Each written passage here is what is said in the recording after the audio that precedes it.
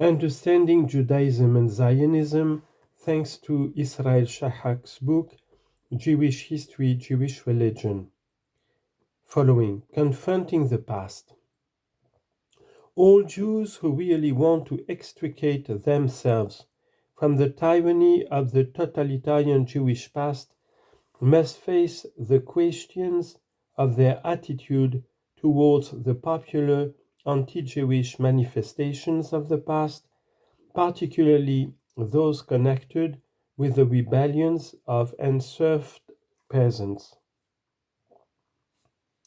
On the other side, all the apologists of the Jewish religion and of Jewish segregationism and chauvinism also take their stand, both ultimately and in current debates, on the same question.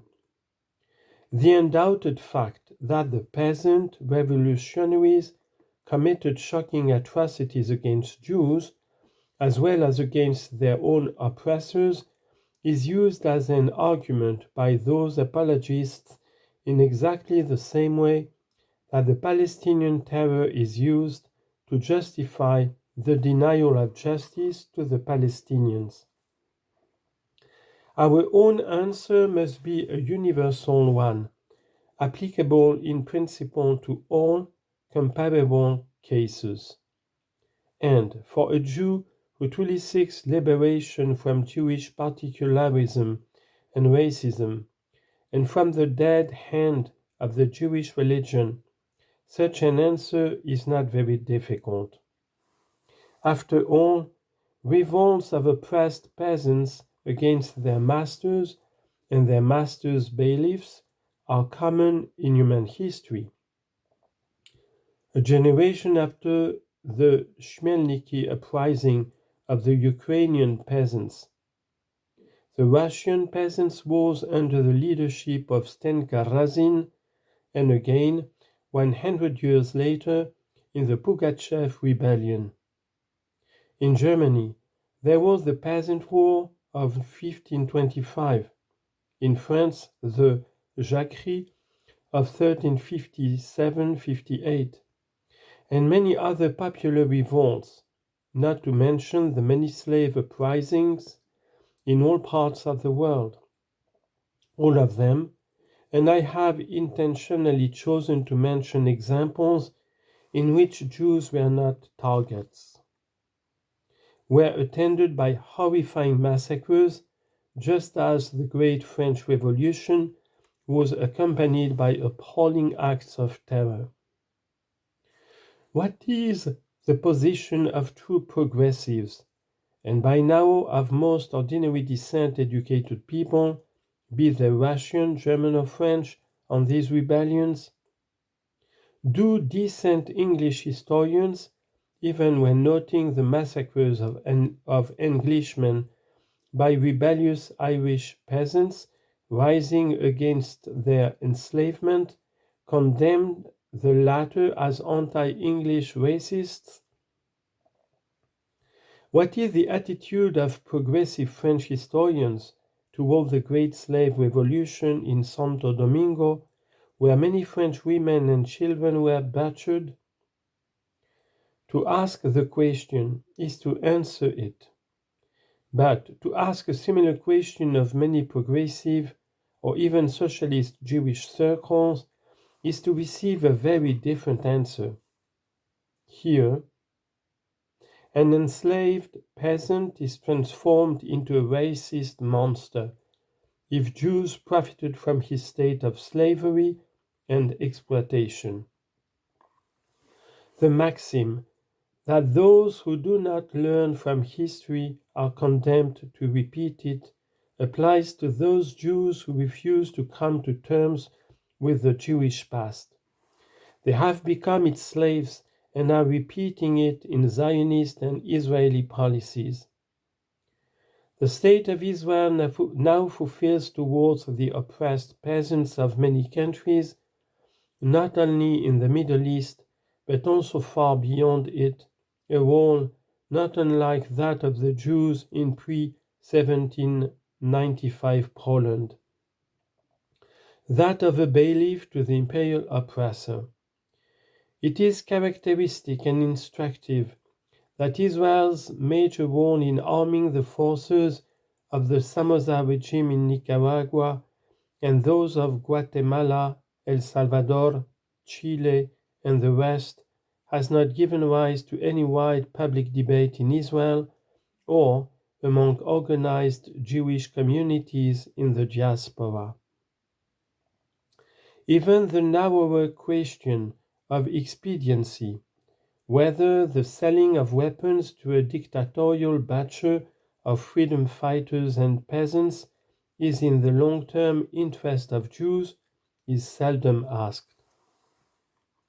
Even more significant is the large part taken in this business by religious Jews and the total silence of their rabbis, who are very vocal in inciting hatred against Arabs. It seems that Israel and Zionism are a throwback to the role of classical Judaism writ large on a global scale and under more dangerous circumstances. The only possible answer to all this, first of all by Jews, must be that given by all true advocates of freedom and humanity in all countries, all peoples, and all great philosophies. Limited though they sometimes are, as the human condition itself is limited, we must confront the Jewish past and those aspects of the present which are based simultaneously on lying about that past and worshipping it. The prerequisites for this are, first, total honesty about the facts, and secondly, the belief, leading to action, whenever possible, in universalist human principles of ethics and politics.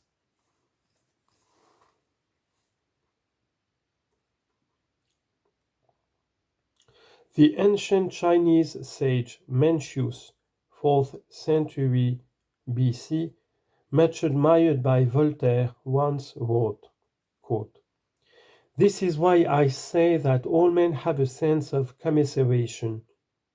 Here is a man who suddenly notices a child about to fall into a well. Invariably, he will feel a sense of alarm and compassion.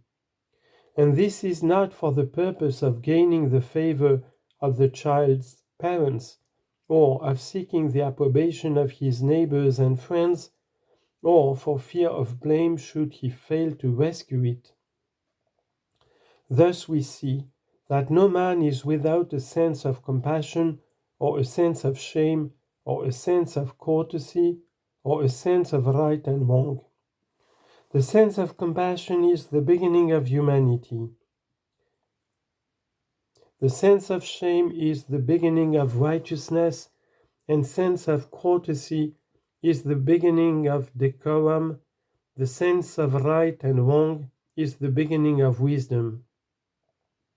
Every man has within himself these four beginnings, just as he has four limbs.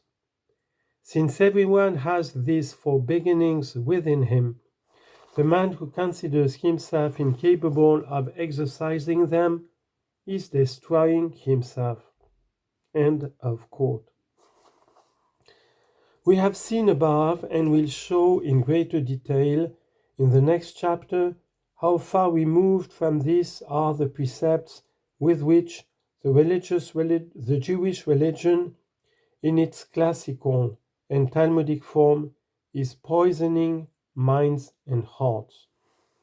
The road to a genuine revolution in Judaism, to make it human, allowing Jews to understand their own past, thereby re-educating themselves out of its tyranny, lies through an unrelenting critique of the Jewish religion. Without fear or favor, we must speak out against what belongs to our own past, as Voltaire did against his "Écraser l'infâme."